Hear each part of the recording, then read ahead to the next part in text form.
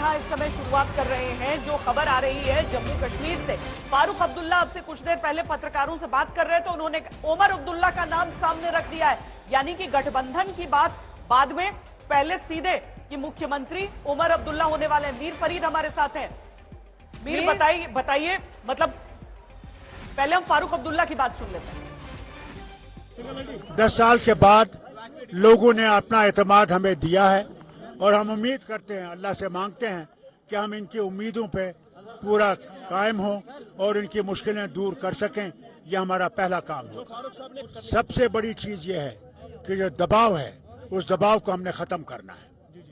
ये पुलिस राज नहीं होगा, ये लोगों का राज होगा। मैं समझता हूँ उमर अब्दुल्ला जो है वो सीएम बनेंगे। Thank you very much.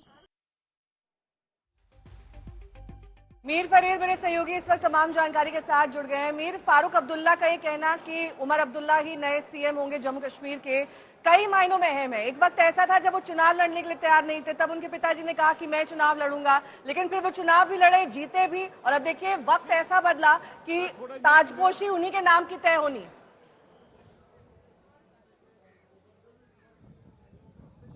जी बिल्कुल, मैंने भी ये सवाल पूछा था फारूक अब्दुल्ला से और उन्होंने दो टोक जो है शब्दों में कहा कि उमर अब्दुल्ला जो है सीएम रहेंगे, न सिर्फ सीएम रहेंगे बल्कि फुल टर्म के लिए सीएम रहेंगे।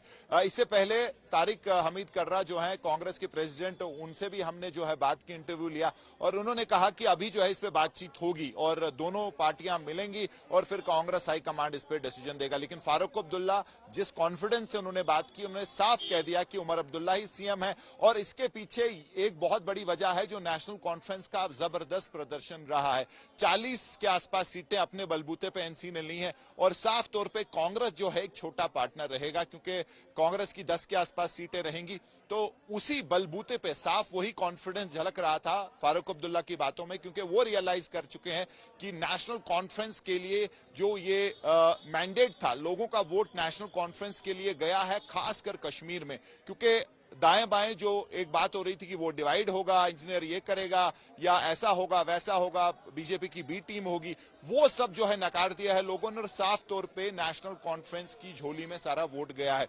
वो कॉन्फिडेंस साफ फारूक अब्दुल्ला की बात में झलक रहा था। और आपने बिल्कुल सही कहा, एक जमाना वो भी जब उमर अब्दुल्ला ने कहा कि बिल्कुल म्युनिसिपैलिटी है, ये इलेक्शन जो होगा, ताकत बिल्कुल नहीं है सरकार में, मैं तो नहीं लड़ने वाला। उसके बाद उन्होंने लड़ा और एक नहीं 2 सीट्स पे, गांधरबल और बडगाम दोनों पे जीत रहे हैं। और अब उनके बाप ने साफ तौर पे ऐलान कर दिया है कि उमर अब्दुल्ला सीएम रहेंगे। कांग्रेस से बाद में बात होती रहेगी, लेकिन हमारे पास ज्यादा सीटें हैं और हम जो है डिक्टेट करेंगे टर्म्स इस अलायंस के, और हम जो है चीफ मिनिस्टर हमारा होगा, उमर अब्दुल्ला चीफ मिनिस्टर होगा। तो साफ बात, लेकिन इसमें कोई दो राय नहीं है कि नेशनल कॉन्फ्रेंस भी सरप्राइज है, क्योंकि इतनी सीटें हम एनसी के लोगों से बात करते थे तो 30 के आसपास वो कहते थे कि पूरी तरीके से डेसिमेट हो जाएगी, किसी ने नहीं सोचा था कि पीडीपी यहाँ पर केवल 2 सीटों पर, और उसका ही पूरा फायदा यहाँ पर एनसी और कांग्रेस को होता हुआ नजर आ रहा है। एक बार फिर हम सुनाते हैं कि क्या कहा है फारूक अब्दुल्ला ने।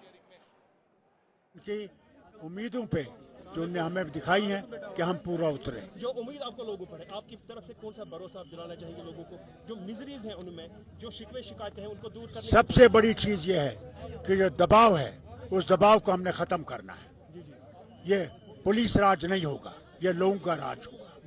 यहाँ जो बेगुनाह जेलों में बंद हैं उनके लिए हम कोशिश करें कि उनको निकालें। आपके मीडिया के लोग जो सच बोलने के लिए अंदर हैं उनको बाहर निकालेंगे कि सच कायम रहना चाहिए, सच ही हमें आगे ले जाएगा और मीडिया आज़ाद होगा इंशाअल्लाह, और मीडिया लिखेगा।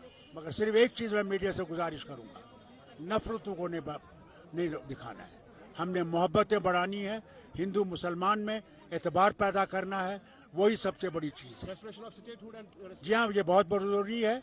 इसमें मुझे उम्मीद है कि हमारे जो गठबंधन के लोग हैं, जो इंडियन अलायंस है, वो हमारे साथ इसके लिए बराबर की जंग लड़ेंगे कि स्टेटहुड जल्दी से जल्दी यहाँ पे वापस आया जाए। हरियाणा में कांग्रेस आज भी होगी। मुझे अफसोस है इस बात का, बेहद अफसोस है, क्योंकि वो जीतना हमें पूरा पता था वो जीतेंगे, मगर मेरे ख्याल से इंटरनल डिस्प्यूट जो उनमें थे उसने टोल दिखाया है। सीएम कैंडिडेट की सूरत में हम किसको देखेंगे? सीएम कैंडिडेट मैं समझता हूँ उमर अब्दुल्ला जो है वो सीएम बनेंगे। Thank you very much.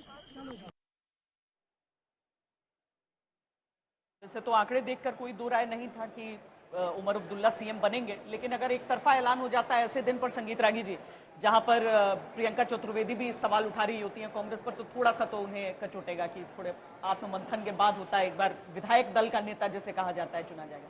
पर जम्मू कश्मीर में बदला क्या? जम्मू ने बीजेपी को चुना एक बार फिर, और कश्मीर के क्षेत्र ने एक बार फिर बीजेपी को नकारा पूरी तरीके से। देखिए, ये तो मुझे जिसे कहते हैं रिटन ऑन वॉल, ये तो बहुत साफ था कि देखिए मूलतः जो आतंकवाद था या जो पोलराइजेशन होता था वो जम्मू में कम होता था, वो घाटी में हुआ करता था। जम्मू ने घाटी के खिलाफ पोलराइजेशन शुरू किया जब भारतीय जनता पार्टी वहां ताकतवर होकर के उभरी। नहीं तो आपको याद होगा कि पहले जम्मू के अंदर भी भारतीय जनता पार्टी से ज्यादा सीटें जो है वो कांग्रेस पार्टी को आती थी। और अभी भी गठबंधन में आप देख रहे हैं, यदि जम्मू में कंप्लीट पोलराइजेशन होता, घाटी कंप्लीट पोलराइजेशन किया है एक पार्टी के पक्ष में, जम्मू में अभी भी आपको वो पोलराइजेशन देखने को नहीं मिल रहा है। यही कारण है कि नैन्सी को यहां से भी मिल रहा है।